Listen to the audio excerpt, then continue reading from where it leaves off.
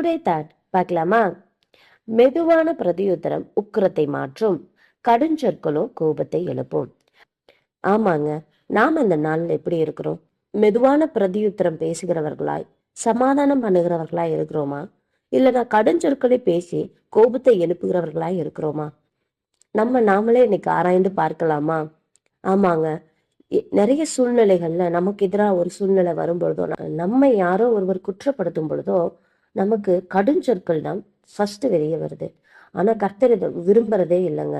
நீங்க எந்த சூழ்நிலையை வேணாலும் கோத்ரூ பண்ணலாம், ஆனாலும் உங்களால முடிந்த வரையிலும் மெதுவான பிரதியுத்தரம் சொல்ல கற்றுக்கொள்ளணும்.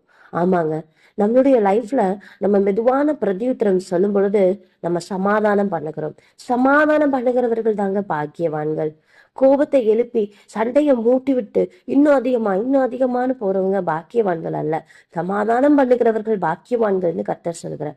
எந்த சூழ்நிலையில நீங்க போனாலும் சரி, மெதுவான பிரதியுத்தரம் பண்ணுங்க. முடியாது, கண்டிப்பா கஷ்டம்தான்.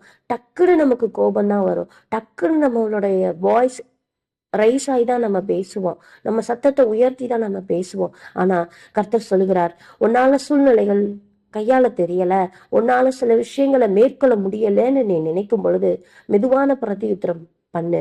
பரவாயில்ல, நீ தவறே செய்யலைனாலும் பரவாயில்ல, ஆமாங்க சாரிங்க, ஃப்ரீயா விடுங்க, பரவாயில்லங்க அப்படின்னு அந்த கோபமான அந்த காரசாரமான அந்த சூழ்நிலையை நீ கையாண்டுட்டு லேட்டர் நீங்க போயிட்டு, இல்லைங்க இந்த மாதிரியான சூழ்நிலை, இந்த மாதிரிதான் நான் நினைச்சேன், நீங்க ஆனா இந்த மாதிரி புரிந்து கொண்டு இருக்கிறீங்க, மன்னிச்சுக்கோங்க, இதுதான் என்னுடைய அபிப்பிராயம்னு நீங்க எடுத்து சொல்லும் பொழுது அந்த சூழ்நிலையை ஈஸியா நம்மளால கையாள முடியுங்க. ஆமாங்க, இந்த நாள்ல நம்ம மெதுவான பிரதியுத்தரம் பண்ணுகிறவங்களா இருப்போமா? Praise the Lord.